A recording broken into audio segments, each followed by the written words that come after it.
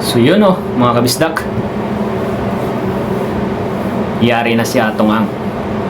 Dahil yun, nanawagan ang pamilya ng mga sabongero na itaas ang patong sa ulo ni Atong Ang.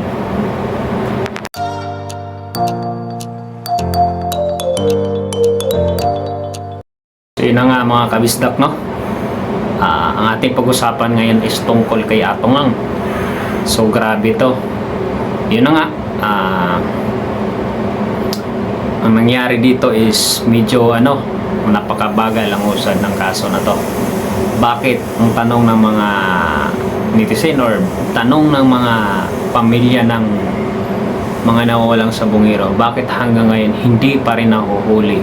Kaya yun po yung gusto nilang iparating sa ating DILG, Secretary DILG Remuliano, na naway taasan yung patong sa ulo sa taong ito. Kasi bakit napakabagal hanggang ngayon hindi pa rin nahuli-huli. Okay? So ayon dun sa dating tauhan ni Atong Ang, talagang napakarami pala talagang ari-arian yan dito sa Pilipinas sa mga exclusive subdivision. So naikwento nga niya doon sa interview niya sa 24 oras ay mismo doon sila nagpalipat-lipat or doon sila nagtatago, no, sa mga bahay mismo. Hindi lang kay Atong Ang, pati sa mga kasi may mga bahay din pala yung mga anak ni Atong Ang. So yun, ayon naman sa NBI, mga NBI, marami silang ngayon bini-verify na information na tungkol kung nasaan ang kinaroroonan ni Atong Ang. Pero yun, sabi nga ng dating tauhan, possible na nasa ibang bansa na. Sobra hanggang ngayon pa rin pala talaga is napakarami pa rin kapit talagang napakaraming kapit talaga ni Atong Ang. So yun, halos kahit sa loob nga daw kahit sa loob ng Senado may kapit din pala. So yun, pagka kaya pala biglang nawala dahil nung ilalabas na ang warrant of arrest, talagang may tumimbre sa loob na kailangan ng bumatse kasi yun nga, ilalabas na yung warrant of arrest. Pero yun nga, yung ating mga kapulisan hindi naman tumitigil sa paghanap, no, lalo yung mga NBI natin. So naway magbigyan ng hustisya. So syempre yung mga mahal sa buhay nang nawala na sabongero, yun nga is nanawagan sila kay DILG Secretary Remuliano na sana taasan yung patong sa ulo sa taong ito. Bakit hanggang ngayon? Baka nga daw kasi yung 10 milyon is kaya lang tumbasan. Totoo naman, kaya talagang tumbasan talaga yan. Napakaraming pera niyan Pero ngayon ang tanong, kung tataasan, grabe, malaki. Saan kukunin yan? Tama?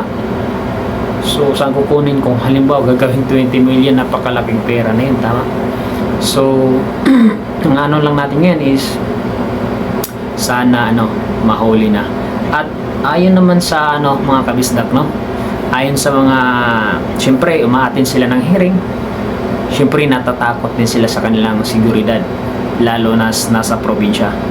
So panawagan din ng mga mahal sa buhay ng mga nawawalang sabongero na sana bigyan sila ng protection. Meron man lang mag-escort sa kanila pag umatin sila ng hearing sa kasong ito. Kasi natatakot sila mismo sa kanilang seguridad dahil alam naman nila kung gaano kalaki ng binangga nila. Tama? Pero napakahirap, syempre mahirap kontra sa napakayaman na kalaban. Talagang mahirap makuha ang hustisya, no? Pero yun lang, pag-pray natin na makuha ng hustisya ng mga nawawalang sabongero kung ano talagang totoong nangyari sa kanila. At sana mismo ang makapagsabi ito mismo si Atong Ang. Pero yun nga, may warrant of arrest na.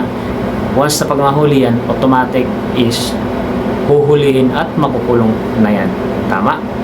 So yun lang, pag-pray natin na mabigyan na ng hustisya ang pagka wala ng mahigit 30 sabungero, no, mga kabisdak. At ayon naman sa dating tauhan ni Atong Ang, yun nga, posible daw nga wala na dito, nasa ibang bansa na yan. Syempre napakaraming kapit yan, tama mga kabisdak. So yun, hindi natin pahabain to sa ating mga nasagap na balita, no, mga kabisdak. At naway, yun lang, sa mga sa mga kamag-anak ng mga nawawalang sabongero, sana makuha at makamit nyo na yung hustisya sa mga mahal nyo sa buhay. So yun lang, no, si Bisaya TV. So kung hindi ka pa subscriber sa ating munting channel, naway huwag mo naman sanang kalimutan pindutin ang subscribe button dyan sa baba at pindutin na rin ang notification bell para lagi kang updated sa ating gagawing video, at i-like na rin tong video na to, mga kabisdak. So yun lang, no, maraming salamat sa inyong walang sawang suporta kay Bisaya. At yun, marami pa tayong gagawing update tungkol sa mga nangyayari dito sa Pilipinas. Yun lang, maraming salamat. God bless all.